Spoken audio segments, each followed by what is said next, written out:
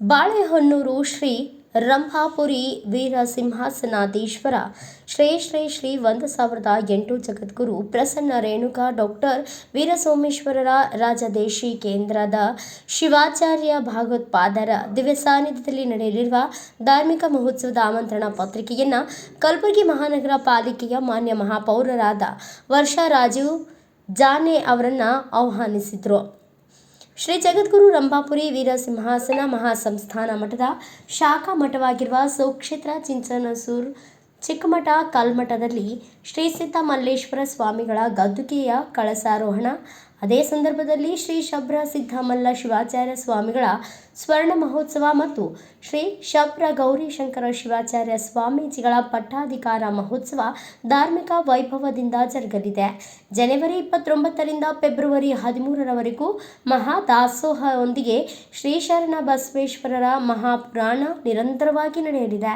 ಶುಕ್ರವಾರ ಫೆಬ್ರವರಿ 13ರಂದು ಶ್ರೀಮಠದ ಕಳಸಾರೋಹಣ, ಸ್ವರ್ಣ ಮಹೋತ್ಸವ ಹಾಗೂ ಶ್ರೀ ಗುರು ಪಟ್ಟಾಧಿಕಾರ ಮಹೋತ್ಸವ ಅತ್ಯಂತ ಶ್ರದ್ಧಾ ಭಕ್ತಿಯಿಂದ ನೆರವೇರಲಿದೆ. ದಿನಾಂಕ 12ರಂದು ಜಿಲ್ಲಾ ಉಸ್ತುವಾರಿ ಸಚಿವ ಪ್ರಿಯಾಂಕ ಖರ್ಗೆ ಅವರು ಮಹಾದಾಸೋಹಿ ಶ್ರೀ ಶರಣಬಸವೇಶ್ವರ ಮಹಾಪುರಾಣ ಮಹಾಮಂಗಳ ಸಮಾರಂಭವನ್ನು ಉದ್ಘಾಟಿಸಲಿದ್ದಾರೆ. ಈ ಕಾರ್ಯಕ್ರಮದಲ್ಲಿ ಜಿಲ್ಲೆಯ ಎಲ್ಲ ಶಾಸಕರು, ವಿಧಾನ ಪರಿಷತ್ ಸದಸ್ಯರು, ನಿಗಮ ಅಧ್ಯಕ್ಷರು ಹಾಗೂ ರಾಜಕೀಯ ಮುಖಂಡರು ಆಗಮಿಸಲಿದ್ದಾರೆ. ಧಾರ್ಮಿಕ ಹಾಗೂ ಸಾಂಸ್ಕೃತಿಕ ವೈಭವದಿಂದ ಈ ಮಹೋತ್ಸವಕ್ಕೆ ಸಾವಿರಾರು ಭಕ್ತರು ಭಾಗವಹಿಸುವ ನಿರೀಕ್ಷೆ ವ್ಯಕ್ತವಾಗಿದೆ.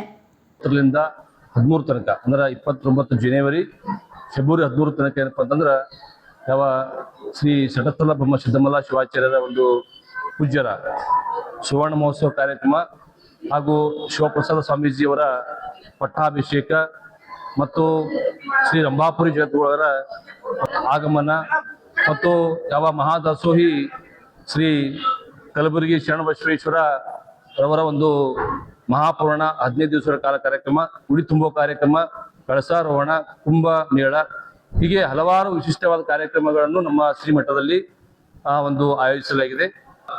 ಪೂಜ್ಯ ಮಹಾಪೌರರಂತಹ ಶ್ರೀಮತಿ ವರ್ಷಾ ರಾಜೀವ್ ಜಾನೆ ಅವರಿಗೆ ಆಮಂತ್ರಿಕೆ ಕೊಡೋದು ಬಂದಿದ್ದೇವೆ.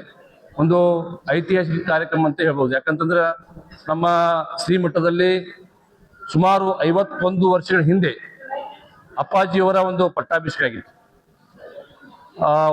ಅದಾದ ನಂತರ 2002ರಲ್ಲಿ ಏನು ಶ್ರೀಮಠದಲ್ಲಿ ಐವರ ಜಗದ್ಗುರುಗಳು ಆಗಮನ, ಅದಾದ ನಂತರ 2026ರಲ್ಲಿ ಈ ಒಂದು ಸುವರ್ಣ ಮಹೋತ್ಸವ ಕಾರ್ಯಕ್ರಮ ಮತ್ತು ಪಟ್ಟಾಧಿಕಾರ ಕಾರ್ಯಕ್ರಮ ನಡೀತಾ ಇದೆ.